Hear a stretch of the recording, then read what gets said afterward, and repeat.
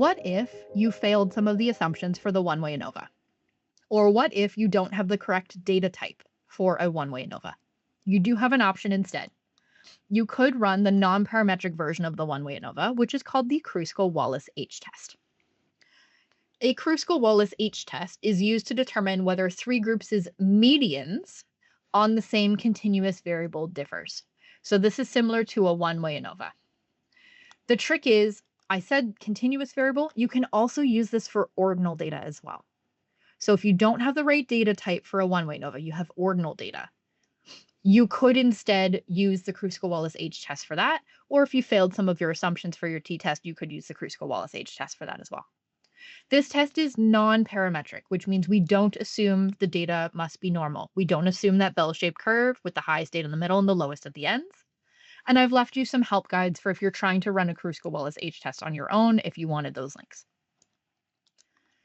Every test that we run has certain assumptions that must be met in order for the results of the test to be valid. Let's jump into our assumptions. Assumption number 1 for the Kruskal-Wallis H-test is that the dependent variable must be ordinal or continuous. Continuous data in RStudio is listed as int, dbl, or num data types. Ordinal data in RStudio is listed as ordered factor. It literally will say the words ordered factor. There's a common package that we can use to review our data. If you were just here for one-way ANOVA, we already did this. So I don't need to run these two lines here, 152 or 153, but I can take a glimpse of my fake data. We've already adjusted some of this using the one-way ANOVA, but if we're using fake data 1 today, this is listed as DBL or double data type, which is RStudio's way of saying continuous data. It's got some decimals, so we've already met the assumption of continuous data. If you were using a different column, we're going to pick on the group column here for a minute. We're not doing this right now, but if you were using a different column of data, let's say you were looking to make this ordinal data. Right now, group is listed as int, which is integer, so it's got the numbers 1, 2, and 3. But if we wanted to use this as our continuous, if we were using this as our dependent variable today, we would need to change this data type to say ordered factor. And how you do this is using the factor function. So factor, left bracket, fake underscore data, $group, comma, order equals true to set it as ordinal data, comma, levels to say which order do they go in. Is it 1, 2, 3? Is it 3, 2, 1? Maybe it's 2, 3, 1. Maybe you coded it kind of funny and you need to adjust your levels. So levels is equal to C for concatenate function, left bracket, in quotation marks 1, comma, in quotation marks 2, comma, in quotation marks 3, comma. So reading this left to right, if I was using a different variable and it was the wrong data type and I needed to set it to ordered factor, it could look something like this. Fake underscore data $group equals factor, left bracket, fake underscore data $group, comma, order equals all caps true, comma, levels equals C, left bracket, quotation marks 1, comma, quotation marks 2, comma, quotation marks 3, and bracket, and bracket. If I run this, it spits it out in blue, so it looks like it worked. There's a bunch of different ways to check the class of your data type. I'm showing you a new function just for fun. We say class, left bracket, fake data $group to just get the one, and it says ordered factor. So if you're working on your own data and you're like, Lindsay, I'm not working with continuous data, how do I make it ordinal? That's how you can set your stuff as ordinal. The order matters. In this case, we're saying it goes 1, 2, 3. Or you could say 3, 2, 1. But here it would not make sense to say 2, 1, 3, because in this fake data, 1 means small, 2 means medium, 3 means large. It has to go in that order to make sense. That's what we mean when we say ordinal data. Anyway, that was an aside. Today, our dependent variable is continuous. We're going to use fake data 1. That's listed right now as DBL, which means we're in the correct data type. We've passed this assumption. Assumption number 2. The independent variable must be categorical with 3 or more independent groups.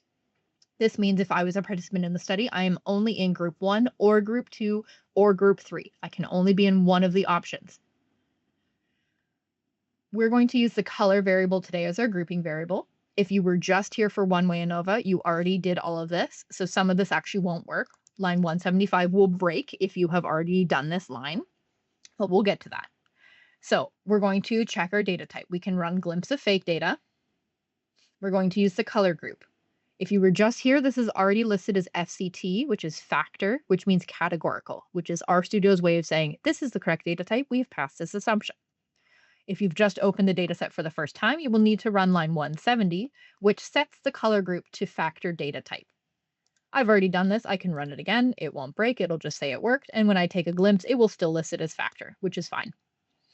If I try to run line 175, which is taking the numbers and making them into words, if I try to run this, I'm going to get some red text because I've already done this. And it says error in recode, unused arguments, i.e. it can't do this. I don't have any ones. I can't set the ones to blue because I've already done this. But if I view the data, we can see that it is already set up properly. In the color column, everyone has one word listed for their color. We've got opt-ins purple, blue, yellow, and red. So it looks like it works.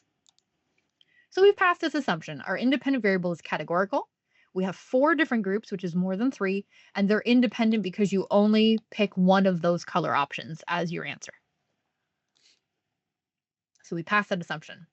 Assumption 3, the data must be independent.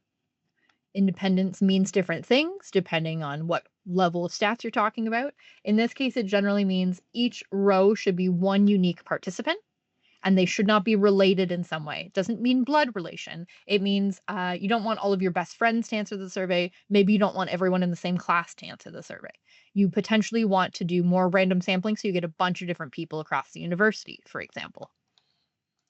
Hard to check this one after the fact, but today it's all fake data. I can tell you we've met the assumption of independence because it's not actually real data. But this is something you should be thinking about if you're conducting your own experiments. Assumption number 4, all groups' distributions should have the same shape. So this means we have 4 color groups. We should plot the 4 color groups and say, do they look like they have the same shape?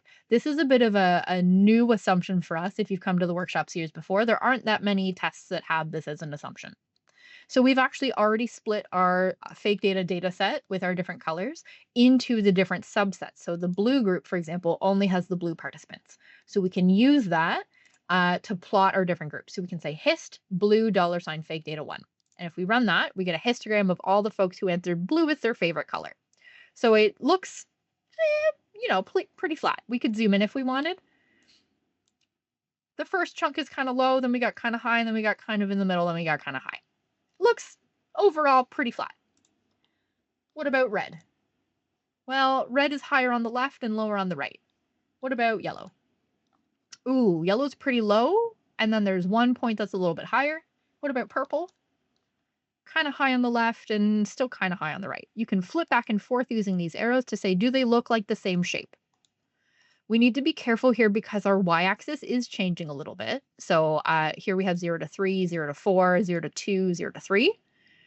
We don't have that much data for this specific data set because it's a fake data set. We've got 9, 8, 6, and 7. So it's hard to say that they're a perfect match. We're not necessarily looking for it to be perfect. We just want it to be kind of close. This one sticks out to me as being the weirdest of the bunch. The yellow data set has one bar that is much higher than the others. The other ones, I would say they're all pretty close. So this is a warning to always check your assumptions. You don't know if you've passed your assumptions unless you actually check them. Today, it's a little tricky to say whether we passed or not.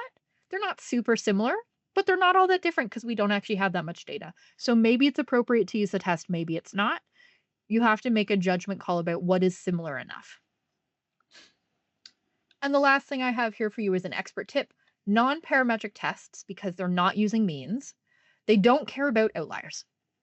So if you took the outliers out for the one-way ANOVA, you can actually put them back in before you do the Kruskal Wallis H test because you don't care about outliers for this test. You should still remove impossible values, but outliers don't matter.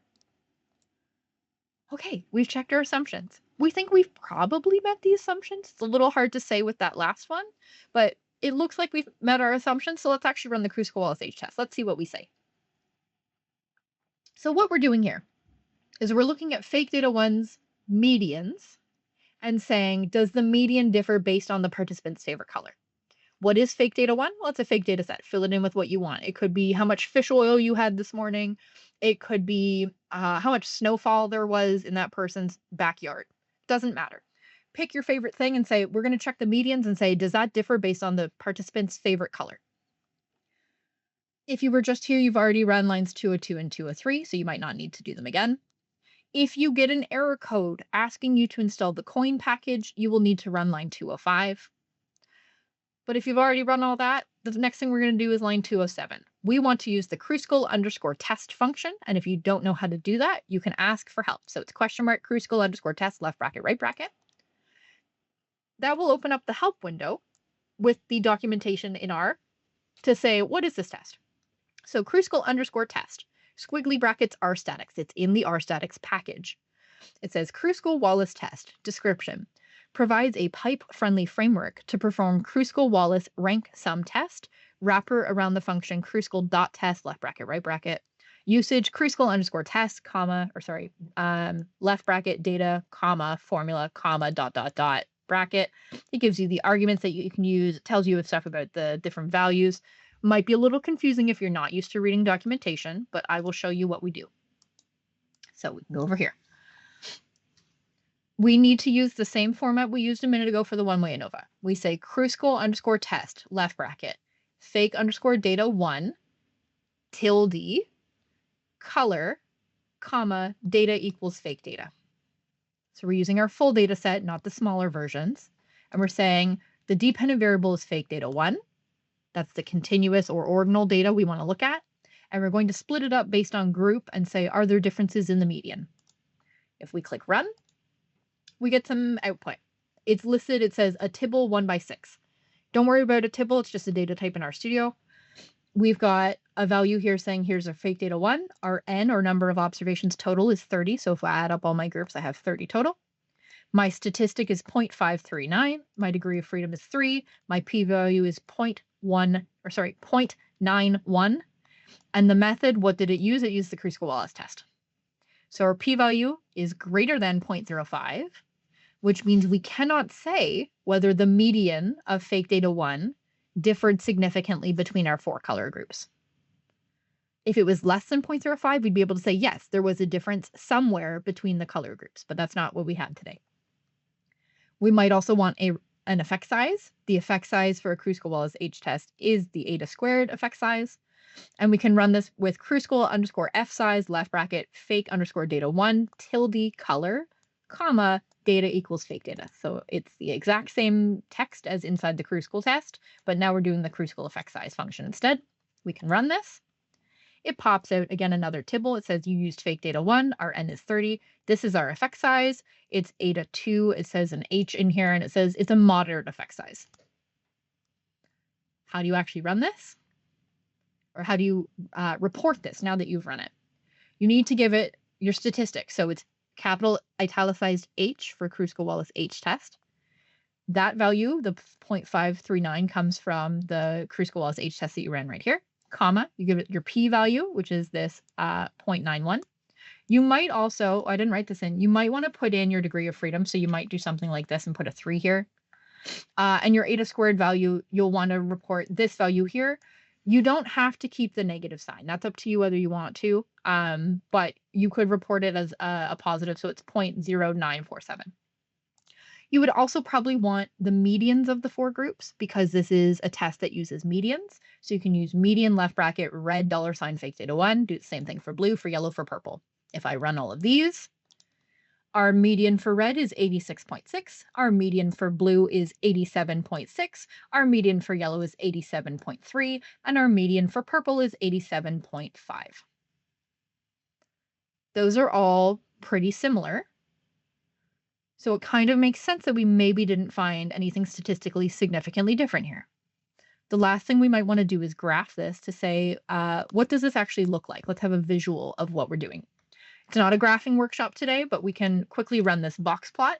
The best visualization when you're doing stuff with medians is a box plot. So we're going to plot fake data 1 and our 4 color groups. And if we run this, it'll spit out a plot for us. It's a little small. I can click the zoom button in the plots window to make this a little bit bigger.